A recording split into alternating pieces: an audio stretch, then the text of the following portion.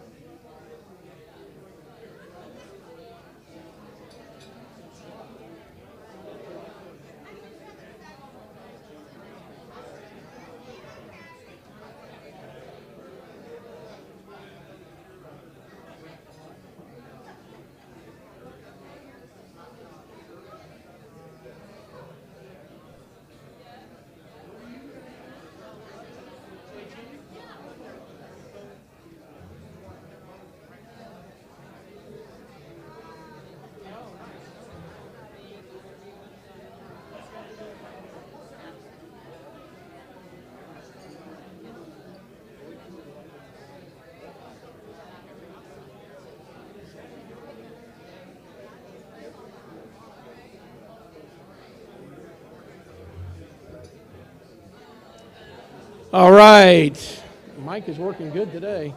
If everybody would return to their seats and remain standing, Mary Bishop is going to lead us in prayer. Mike is rolling today. It's usually, if you're not up real close, but it's doing okay. Yeah, it's doing great. Can I that if you want? Sure, go ahead. Hello, good morning. We have some concerns. Tracy Gomes' brother passed away. We have a card that you're supposed to be signing. It's at the front. If you haven't signed it, please do. Do we have any other concerns that you'd like to share? Or joys? Well, we do joys now under our Happy Bucks, so that's good. If you'll join me in prayer, bow your heads. Let's just take a deep breath. Relax into the present moment with the Lord.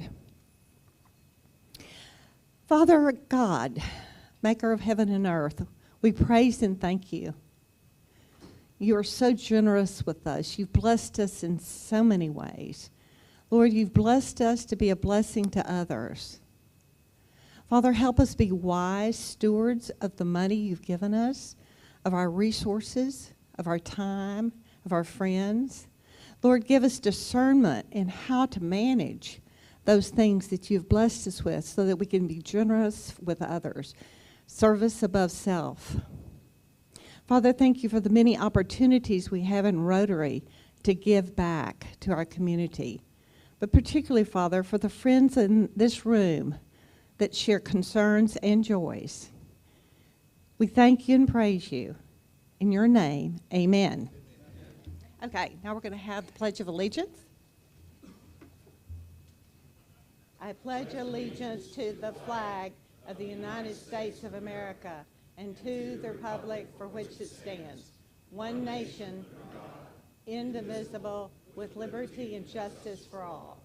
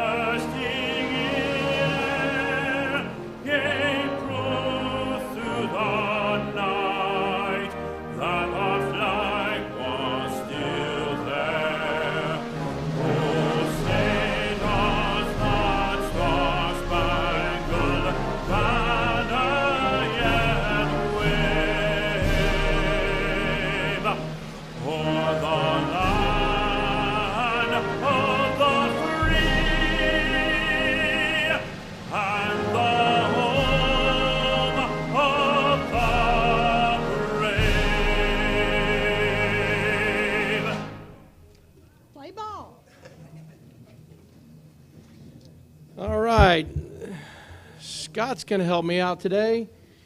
It's time for Happy Bucks. For those who've got some joys they want to share, you can deposit into this little bucket. By the way, if you weren't here last week, all of the money that goes to Happy Bucks this month will go to the North Texas Food Bank as part of our donation for the 4th of July parade, and it will be doubled. For those of you that want to give a gift, don't have cash, and you got something you want to share about and happy about, there should be a QR code on the tables, and you can do an electronic deposit with that. Is there a QR code on the tables? No, I'm getting an, Trish says yes, it's on the hub. All right, so please make your donations to the North Texas Food Bank. Hi, I haven't been around much recently, and I have excuses, and then I have one reason that was pretty good. I was on the district conference cruise, had the most extraordinary time going down, meeting fellow Rotarians in different countries and working on their projects. And then I won't see y'all for a while again because I'm heading off to Melbourne for my 15th Rotary International Convention. Wonderful. Congratulations. Ruth?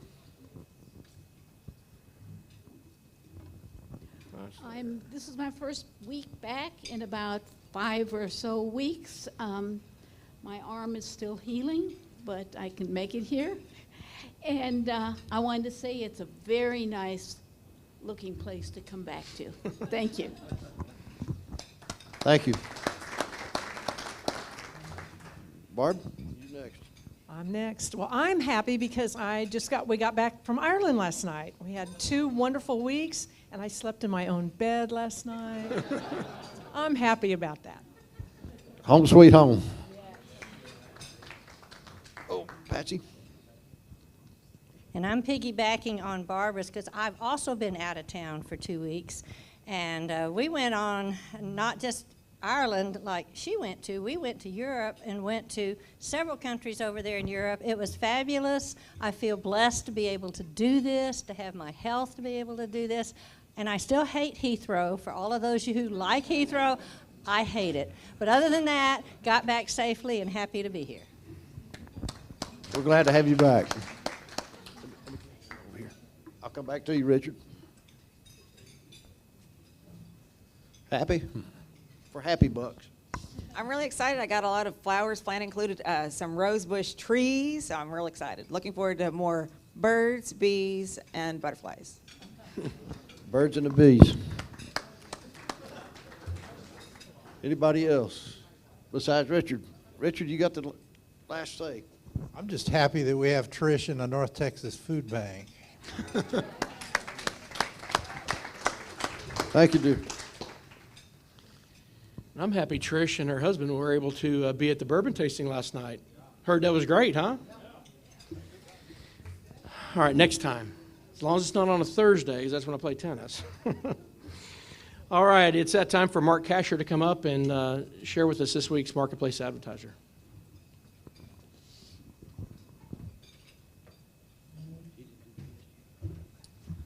Okay, thank you to all of our Marketplace advertisers this year on the back of the hub. And today's Marketplace advertiser is Daniel Drabinski of Blue Crest Financial Alliances, a Mass Mutual company. Dan's the agency manager of business and estate planning for Blue Crest. He heads up a team that does comprehensive fee-based planning for business owners and executives. His team focuses on protection planning, accumulation, and the development of strategies to maximize retirement distributions in the most tax-efficient manner, as well as long-term care planning. His team also has expertise in legacy planning, charitable giving, and tax strategies. Dan and his team work with professionals in nearly all industries and age groups, specifically focuses on clients who are working toward financial independence and simply need help organizing and identifying any gaps or inefficiencies in their plan. His team helps professionals identify potential blind spots and develop solutions to build upon a solid foundation of protection, savings, and growth.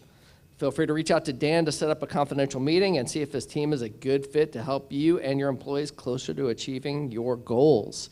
Let's thank Dan for his support of the club and the hub.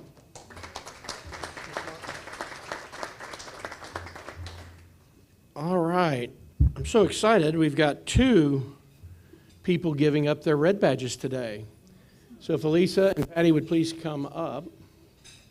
So those of you who are still carrying a red badge, it's not too late. You know, just complete a few more steps so you too can come up here and get a permanent badge. There you go. Thank you so much. There you go. There you go. You want to get in here and we'll get a picture.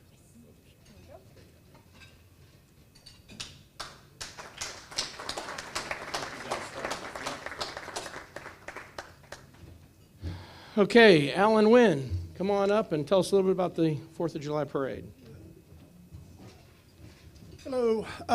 This year I'm co-chairman for the 4th of July parade with Jill Jordan. And it is the 53rd year of the parade, found out last night after talking with a certain individual in Highland Park. We have been hosting it for 20 years now. And so we're looking to get as much support for all the people who haven't yet volunteered for anything. We need you to volunteer. We've got all sorts of positions ranging from early morning to being in the Rotary tent shade, walking or standing marshals. We always need a lot of them. So please reach out to me or Jill if you haven't received an assignment or if you're new and you don't know about the parade, please contact us as well. I've also been asked to mention that we're fast coming up on the parade on the 4th, and we're going to be using the dark blue polo shirts again, as well as the hats. If you don't have either one of those things, you need to get it. I think she asked me to say, Kathleen, are you the one who's ordering shirts and hats? Okay, I think she would need to know your size as well. So hopefully everybody can volunteer. Look forward to seeing you there.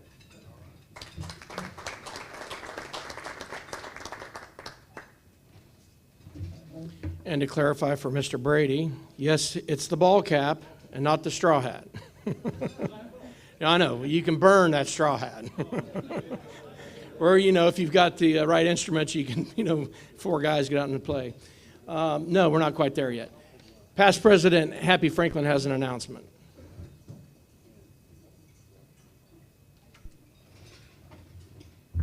Happy Friday. Jennifer Hammond is organizing a great volunteer opportunity for us at AGAPE. It's going to be on June 28th, we're going to have 2 volunteer shifts. The first one's from 9 to 12. You can go on and sign up. So the first one's from 9 to 12, and the second one's from 12 to 3. So all of us that like organizational type things, getting everything organized, this is the volunteer shift for us. So we're going to be organizing inventory and pharmaceuticals. So sign up online. It's going to be lots of fun. Thank you.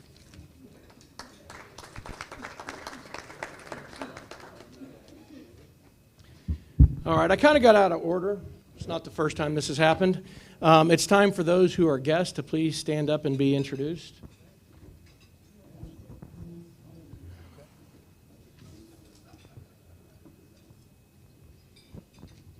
Hey, I'm excited today to have a couple of guests with me. I would first like to introduce Rachel Snyder over here. She is my wonderful deputy editor who worked on the 20 Under 40 project, essentially putting all the content for that publication, special section together, and working with some members of this club and selecting and nominating those who we featured. And then I'm going to let Rachel introduce one of those who was written about in that section. This is Megan Hughes. She's one of the 20 young professionals who was featured in our 20 Under 40 section this spring. And she's a senior vice president and personal trust team leader at Bank of Texas. And she's involved with some local nonprofits, including Genesis Young Leaders, which is affiliated with Genesis Women's Shelter and the Dallas 24-Hour Club. And we're happy to have her with us today. Welcome.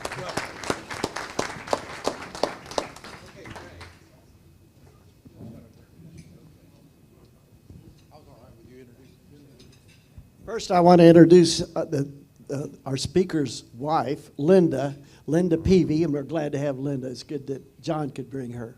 Secondly, is a friend of many people in Park City's Rotary and well-known around town, formerly Judge Craig Penfold. All right, we got a guest here of Eric Heitkamp's. It's Daniel Voigt from Comerica Bank and Middle Market Lending. Welcome back, Daniel.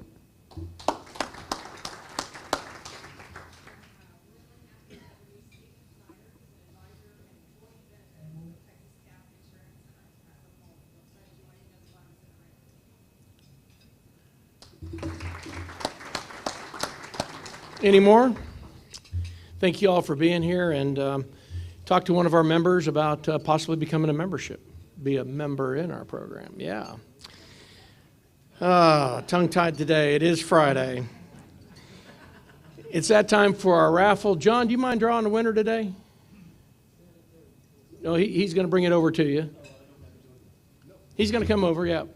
So for those who don't know about our raffle, each week we sell raffle tickets, and if your number gets drawn, then you get a draw from the remaining deck of cards, whatever's left. If you draw the ace of spades, then you would win half of the pot, which is now over $1,000. And if you lose, you get to keep that card as a souvenir. And so the main reason for the raffle, though, is to raise money for our own foundation, the Rotary Club of Park Cities Foundation. So, that being said, the last 4 numbers are 6210. And I am not the winner. There she is, Kathy Allred. There you go. Thank you. So as you can tell, this is a much reduced deck of cards, right? Hopefully we'll go through 50 weeks. Oh, no, you want to win today, don't you? Preferably. All right. There's no trickery. No trickery. You want me to mix it up again? Yeah. Yeah, Just one more okay. time.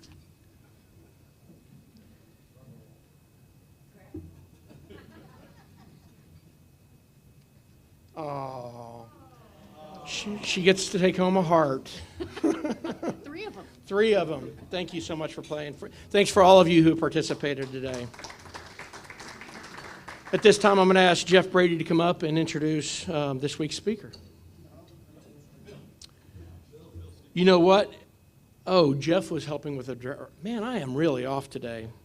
Bill Sleeper is our chair of the day. We'll introduce our speaker.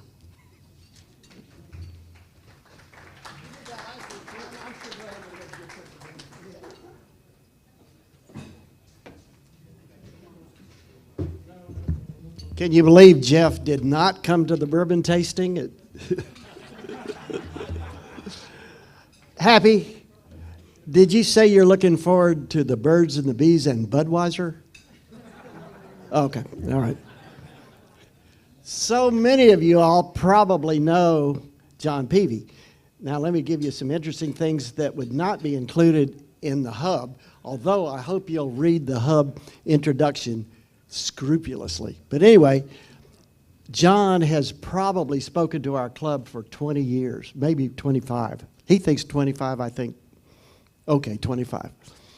And for so many years, until about 5 years ago, he would be the first speaker of the calendar year for us. How many of you all remember those talks? Okay. We had so much fun with John. He's such a literate guy, and you see in the hub that he's got a terrific resume. He works diligently to help a lot of people. He's in a lot of boards of directors. In fact, he has more boards than Oldham Lumber.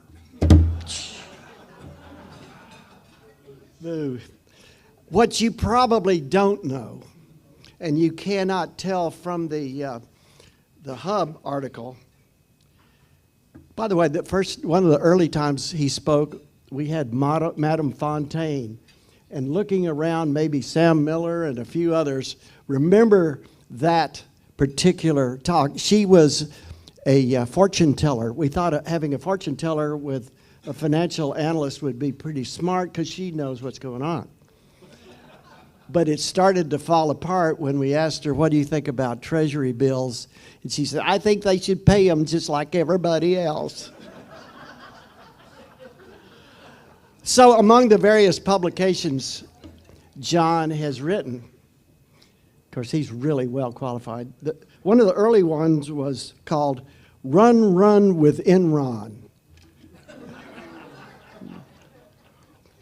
Another one, Outsized Returns with my friend Bernie Madoff. Now, his most recent one, and I want you to take this to heart. It's called Take a Hard Look at Non-Fungible Tokens, especially Donald Trump on a Harley Davidson. I want you to welcome our good friend, John Peavy.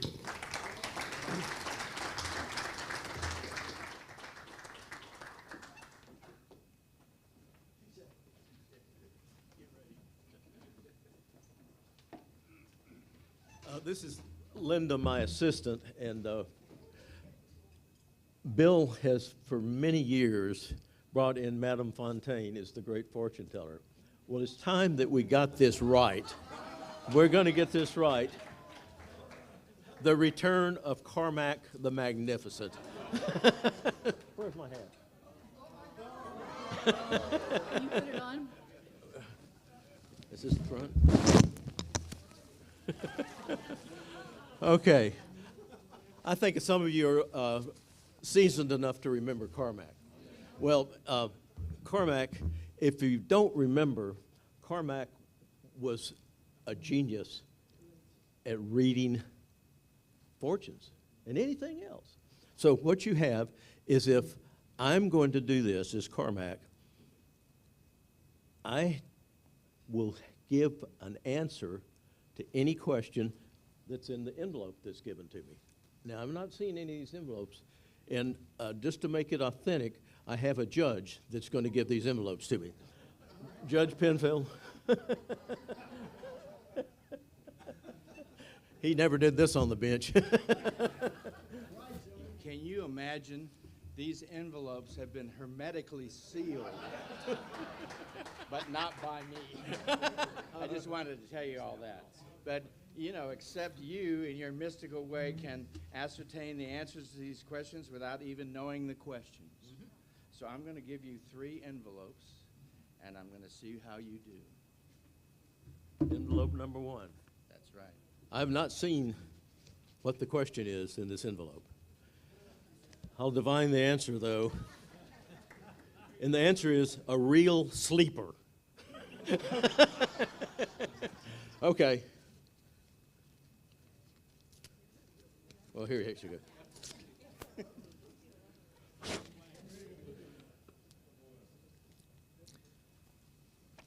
What is a undiscovered, undervalued stock known as, and what is a frustrated Rotary Club comedian known as? A real sleeper. Okay, number 2. Envelope number 2. Number 2.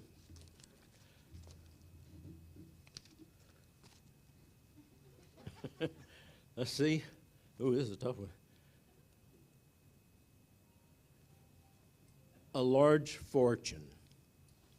A large fortune.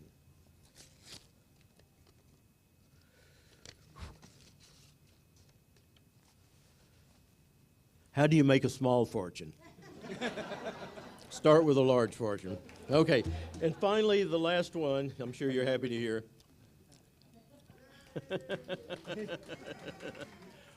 What do Russian stock traders and Russian military vehicles have in common?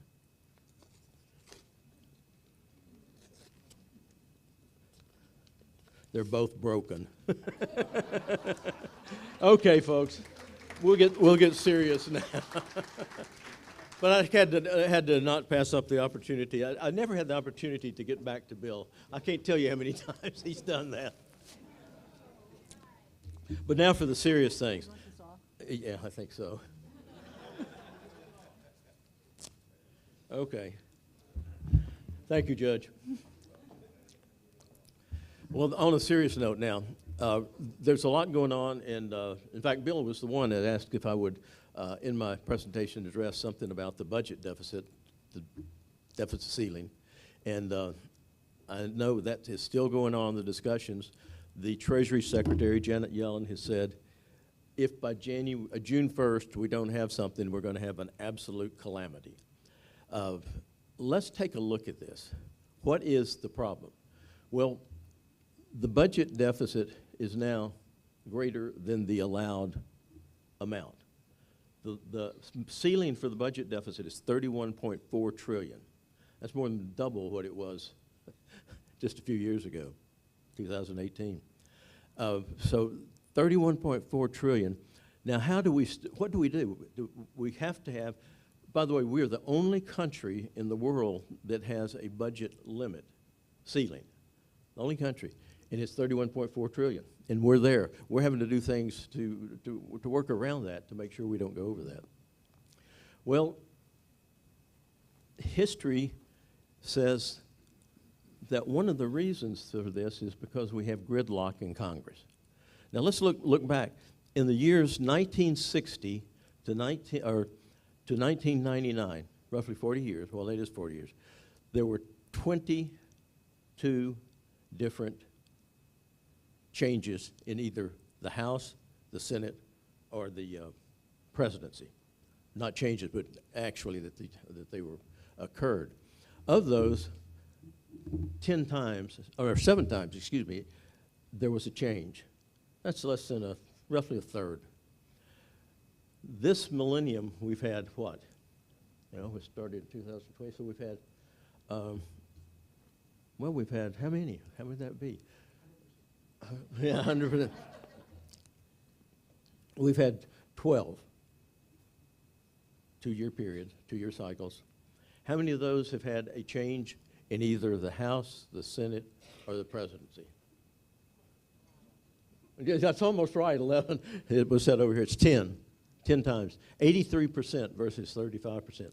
So, in effect, you can't have a problem with a budget ceiling unless you have gridlock. And that's what we have. The last time we had gridlock was in the year 2011. Many of you remember that. I certainly do. What happened? Well, they were able to get the deficit fixed, a new ceiling, at the very last moment. But before that happened, the stock market went down 17%. Now, it did recover eventually, as you know, but 17%. So, and more importantly, I think, it hurt the credibility of the U.S. dollar. We had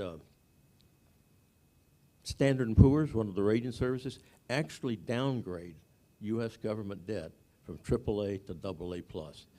And it's still there. So that's been one of the real problems, is that we lose confidence. Now, when you look at our deficit and what we need to do, what do you think? Is our deficit big relative to other countries? Craig, what do you think? Do we have a large deficit relative to other countries? I looked, and thank you, Craig. The International Monetary Fund lists the debt to GDP ratios of 95 countries. Guess how many have a lower debt to GDP ratio than we do? 90. In other words, our ratio has now doubled just in the last few years. Excuse me.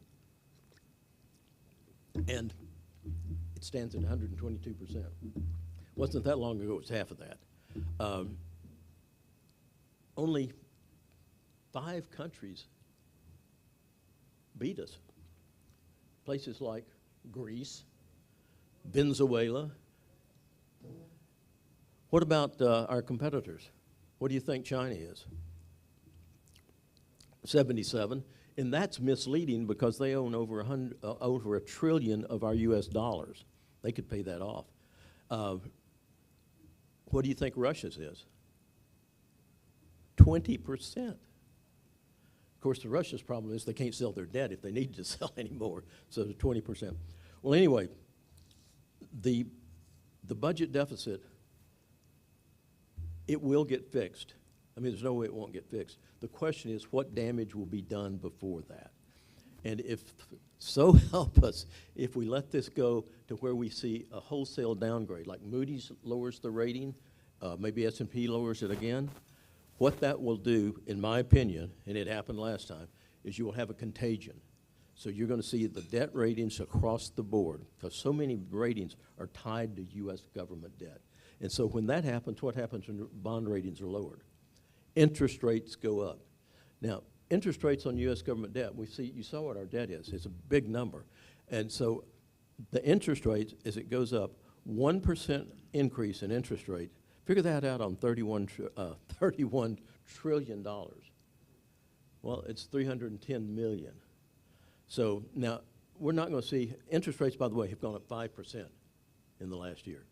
So we've gone from roughly 0 to now 5 to 5.5% on government debt, on short-term debt. So if it just went up 1% on all the U.S. debt, and the average maturity is something like 5 years. So in 5 years, the whole thing's going to cycle over, and we're going to go from some 0% debt to maybe 5% or more. If every percent represents $300 billion, figure out what that does to the deficit. So even without starting, you've got probably an extra $1 trillion that we're looking at on government debt. So that could be a problem. Now, enough for that. We will see a reconciliation. They were talking about having one probably by today. They walked away. They were frustrated, and they all walked away. They're not even going to meet again until next week.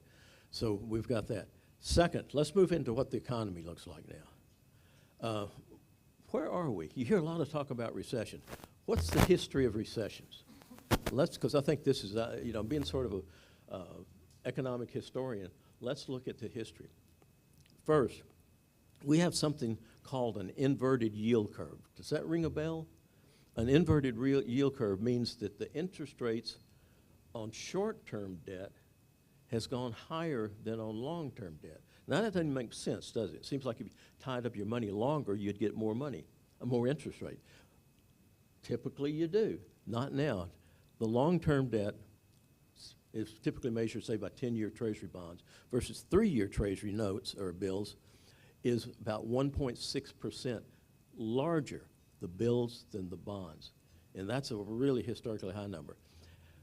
Since World War II, there have been 17 recessions. Or, I'm sorry, 13 recessions. 13 recessions since World War II. Every one of those was preceded by an inverted yield curve. Every single one of them. Now, I might caution that is that there has been 20 times that the yield curve was inverted. So 7 times it didn't occur. So it predicted 20 and got 13. But the point is, every time there's been a yield curve inversion. Interest rates on short term, longer, higher than on long term. Second thing, one of the commonly used thing among economists is the Conference Board leading indicators, leading economic indicators, LEI. So leading economic indicators consist of things like factory orders, the amount of factory orders, the number of hours worked per week. The stock market is one of the leading indicators. The difference in yields of short and long-term securities, that's another one. And it goes on and on and on. So there's 10 of them. Now they look at that and they measure this and then they report. So the results if it's been that those indicators on average, the way they average it, go down 4%, that has always, since they first started this in 1959, always indicated a recession. Okay, where are we now? You might want to guess? No, don't guess. 4.2%. So this would be a historic first that we go over 4% and don't have a recession. The next thing. The New York Federal Reserve has for years has a model that predicts the probability of recession. Anytime that prediction, and this goes back to World War II, anytime that prediction has been over 40% probability, we've had a recession. Where is it today? 90, almost Philip. It's 57%. So we've got, I'm not saying there's going to be a recession, but I am saying there's going to be red flags, and you might bet. So the question is, what if there is one? Is it going to be a deep one? And here's where I think the optimism comes in. I think there's signs that this, if there is a recession, this will not be a deep recession. Why? One, individuals have increased their holdings of money market funds from $2 trillion to $5 trillion since 2020. So we've got a lot of buying power out there. So when securities start going down, we've got the ability to go in and buy. The economy is strong. Generally, when we go into a recession, we don't see low unemployment. We're at a historic low on unemployment. On the other hand, we've got inflation. So there are some good things that I think will keep the economy going, that we won't have a deep recession. If I had to predict, yeah, we'll have a recession. We may be in a recession right this minute, but it's going to be, I think, a shallow recession. So it's hard to ignore those red flags. And when I started going down that list, I got a little depressed, but I started looking at the other side, and it looks a little better. Now, you notice the topic of my talk was something about new normal. What is a new normal? That's a term that's been used in the investment community when there's something that's sort of a gigantic change in the world. Things like, the printing press was a gigantic change. The locomotive, the telephone, television, the computer. All you read about now, don't you, is artificial intelligence. And they are saying this could be one of the great changes of all times. And our question is, as investors, how do you take advantage of that? Or do you take advantage of that? Well, let's take a quick look at that. What is artificial intelligence? It's computers that can look at literally billions of data points instantaneously. This was first created, the first one was from a company called OpenAI, as in artificial intelligence. And OpenAI goes back to literally just a few years. And now it is it was funded by Microsoft, $1 billion, And just recently, Microsoft kicked in an extra $10 billion. So it is probably a legitimate thing. You've probably heard the term chat GPT. That's what OpenAI is.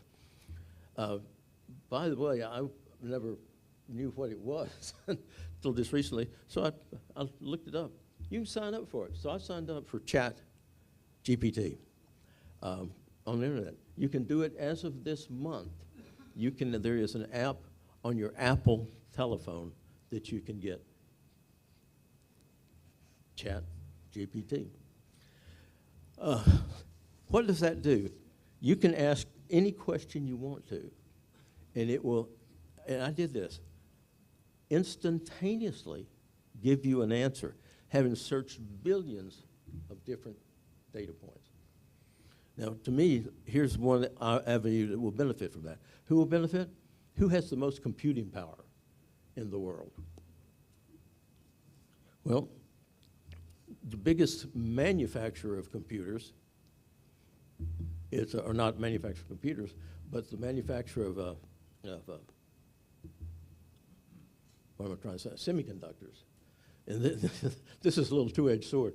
The biggest semiconductor manufacturer is Taiwan Semiconductor Manufacturer. And that obviously has some political risk to it. But if you wanted to participate, that would be the way to go. By the way, that stock has not increased by huge amounts in the last, as a number of the other ones have. NVIDIA is the biggest semiconductor maker, and it has been, because it's used so much, that stock's up over 100% in the last year. So keeping on that train of thought, I was recently exposed to the AI, we'll call it. I received a phone call, and it was from Linda. And she went on, she said, "John, I'm in trouble. I've been arrested. They're taking me down to the jail. You need to talk to Sergeant, or actually the police inspector." We were carrying on a conversation, I said, asking questions and so forth to Linda. And I mean to tell you, this was Linda. It was her voice 1,000%. And I carried on a conversation. They could answer and carry on a dialogue with me. And I was so frightened by this, I actually called my lawyer. He said, John, I've had this happen. See if you can reach Linda. So I called. Linda answers the phone. Hello. I tell you, you cannot tell the difference. They can clone your voice, and what's more importantly, they can carry on a conversation with that cloned voice. It scared me to death because I didn't know what was happening. So this thing is going to come. And let me give you some thought. OpenAI was founded, one of the co-founders was, guess who? Elon Musk.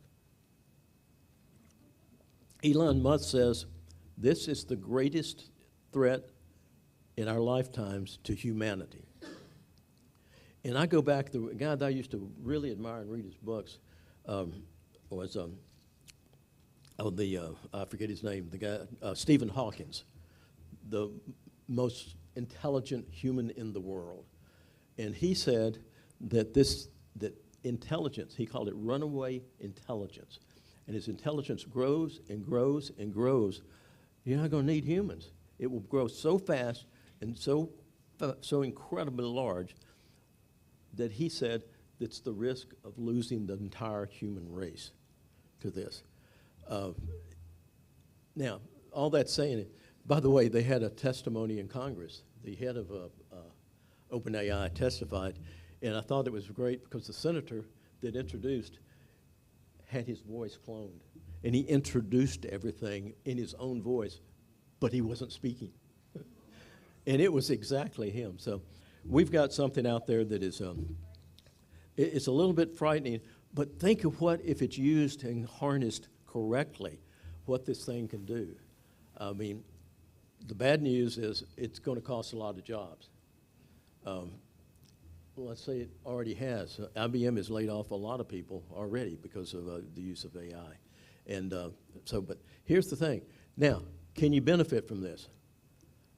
Let's go back to the last transformation, and that was the personal computer and roughly simultaneously the internet. How could you have capitalized on that? This was roughly the first really accepted personal computer was IBM. That was in 1981. So let's go back to 1981. If you thought the personal computer was going to be the thing of the future, which of course it has been, how would you have invested in that? What were the 5 top computer companies? IBM, Dell didn't exist.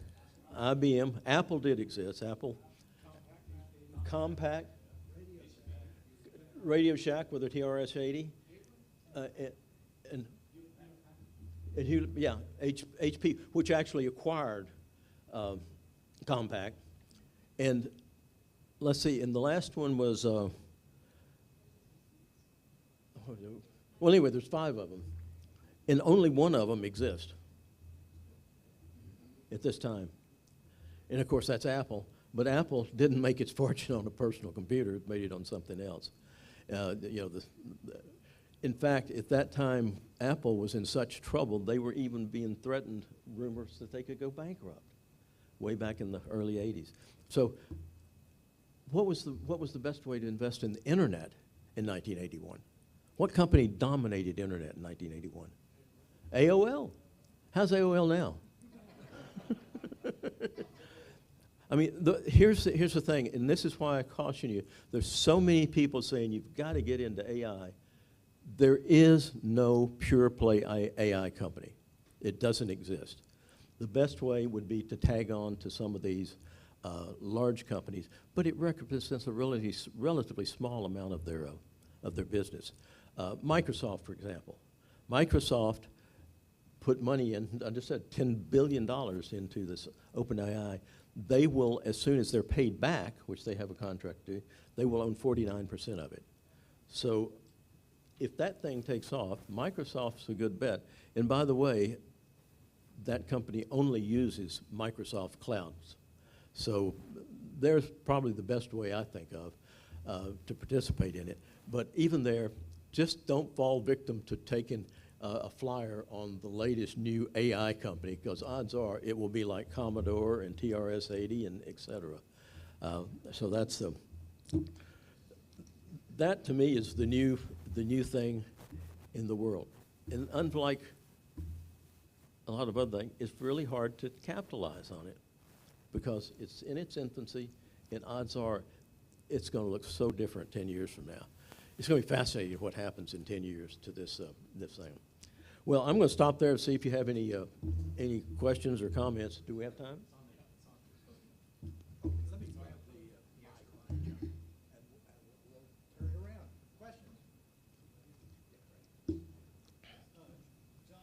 Yep.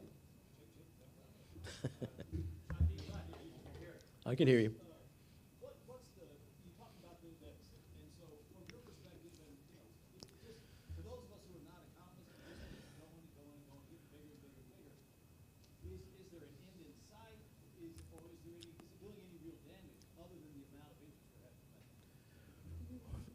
Yeah, basically the question was, what are the ramifications of the deficit just keep growing and growing and growing? Is there any downside to this? I think there's a huge downside. I think most economists will agree. I mean, come on, we're in the top 5 of the biggest debt to GDP ratios in the world. Can this go on forever? Well, it's a geometric progression. As long as this keeps going and we get more and more debt, particularly if interest rates go up, we squeeze out everything else. And that's what we're doing. We're gradually squeezing out. Our military budget's gone down. So a lot of this, think about the last few years. Interest rates have been 0. Literally, they're issuing treasury bills in the last few years at less than 0.1%.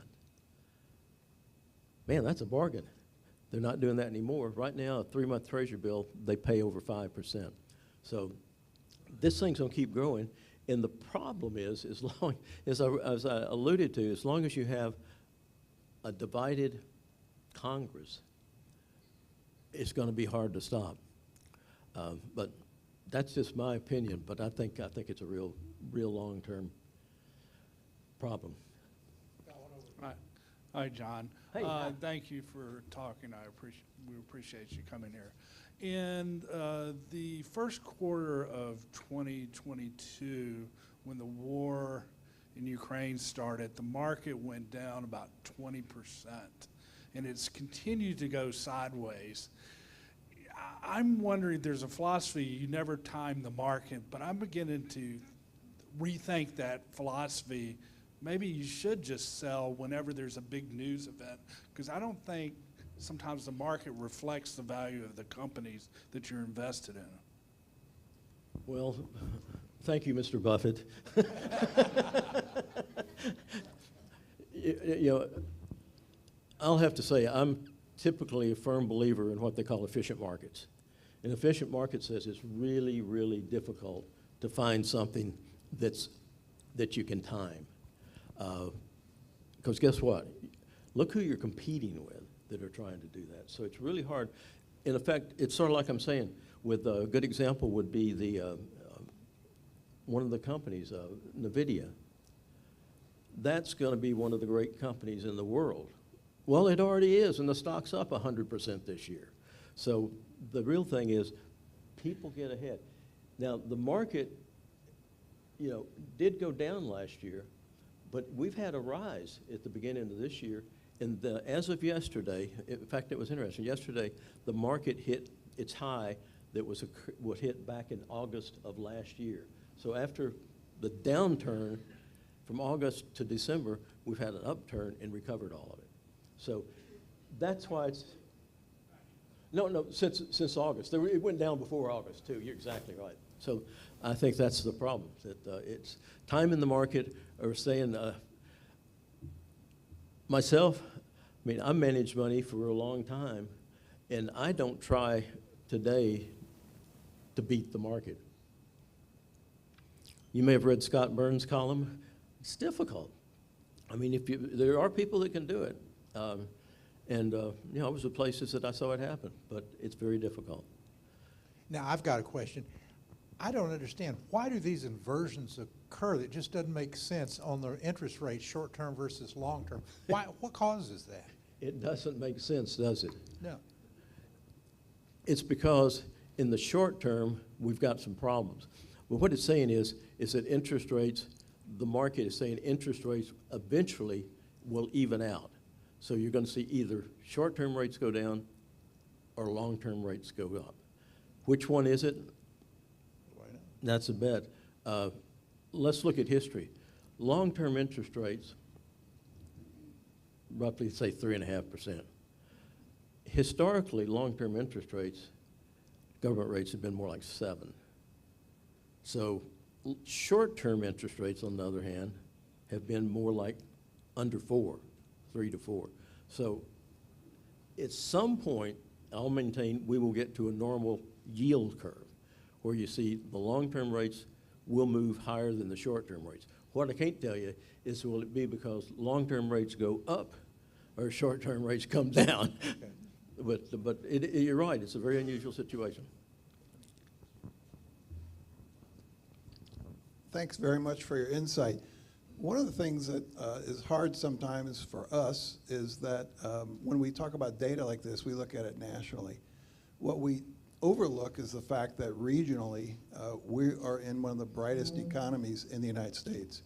We had, I just read the other day, 170,000 new people moved to the state in the last year. That's a lot, right? You can tell by all the construction for apartments and everything else. And the unemployment rates here are lower than national. Those of you in the real estate business know that house prices here, I don't think have softened, have they? The fact is there just aren't any for sale because the demand is there. So I feel like we're all just in a really blessed economy relative to what's going on around us. I'm glad you brought that up. I was actually going to try to incorporate that into my presentation, but I didn't think I have time. Let me give you some numbers. That's what economists do. California and New York, in the last year that I saw recorded, lost 300,000 people. Where did they go? Every one of them, Texas or Florida. Not every one of them. Not everyone, but more than that loss came to Texas and California. California and New York, in that year, and this is IRS numbers, their adjusted gross income combined of all citizens of those two states declined by $52 billion in California.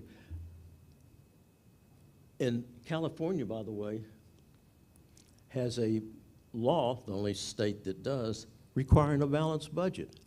You talk about a problem. They're going to have to cut something to get there. Now, the thing that really shocks me is, ties right in, that was a great question, because guess what? They've lost roughly $50 billion from those two states. The adjusted gross income, according to the IRS, in Texas and Florida combined is, guess what? The increase. Try 50 billion. It's just, it's literally, it's a coincidence. 50 billion increase. So Texas, did you see that yesterday they report, I think the first time, Austin now is one of the 10 largest cities in America. This shows Texas. Austin come number 10. 4 of the 10 largest are in Texas. Isn't that amazing? Because San Antonio joins along with Houston and Dallas. So thank you. We are in a bright spot. We're in a bright spot. One more. Going back to your comment about the debt ceiling and the annual deficit, it is true, though, isn't it, in the past, like 21 and 22, that the rate of increase of the annual deficit has actually dropped. So it's not increasing at as high of a rate as it was before. Well, yes and no. Oh, yeah. Here's where it's decreased. You've got an anomaly in there, and that's COVID. Oh, the anomaly is COVID. So the deficit exploded because of COVID. And so you're right, the deficit is coming down substantially relative. I forgot what it was, $3 trillion or something in the COVID year. So the roughly 1 trillion or well, it's more than 1 trillion. The deficit now is coming down. But if you go before 2020, it's going up, and it's going up rapidly. So thank you. Well, I think that's it. Thanks, everyone. Appreciate it.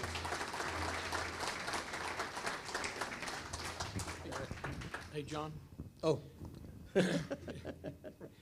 Yes, Jeff. Thank you for being here. Thank you. A book will be placed in your honor for speaking today at the McShann Elementary over here in East Dallas. Appreciate that. All right, thank you so much, Jeff.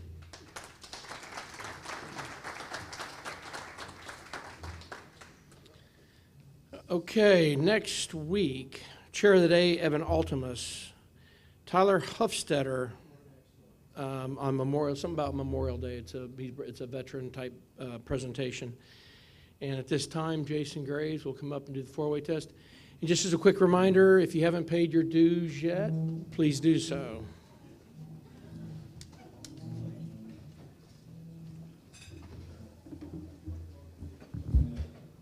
All right, would you recite the four-way test with me? Of the things we think, say, or do, first, is it the truth?